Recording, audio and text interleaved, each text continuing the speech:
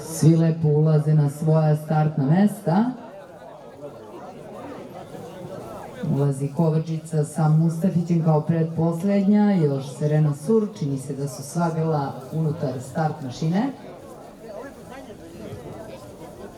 Čekamo da osoblje napusti istu i da starter Dragan Živanović pusti prvu trku današnjeg dana, trećeg trkačkog dana u organizaciji konjačkog kluba Mačvanin u Bogotiću. Osoblje izlazi iz boksova, trka je puštena.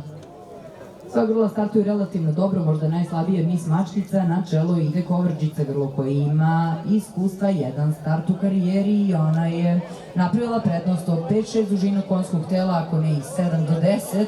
Ode Kovačica sa Kristijanom Mustafićem u sedlu, na drugoj poziciji je Alke, na trećoj Intuition, na četvrtoj poziciji grlo Ivana Subotića Silver, potom iza Silvera se nalazi Mis Mačkica, pa potom Serena Sur. Velika prednost Kovačice u odnosu na rivalke Alke, na drugoj poziciji Intuition, 5 dužina iza, na trećoj Mis Mačkica njoj u repu, na čelu i dalje Kovačica. Da li je nešto sačuvao za kraj Mustafić?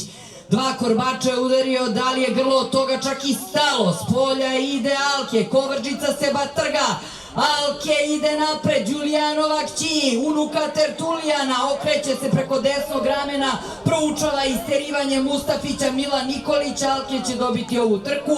Da li će Kovačica? Da, hoće, izgubit će drugo mesto, druga je Intuition, treća Kovačica, četvrta Mis Mačkica, peta pozicija za Silvera i šesta za Serenu Sur.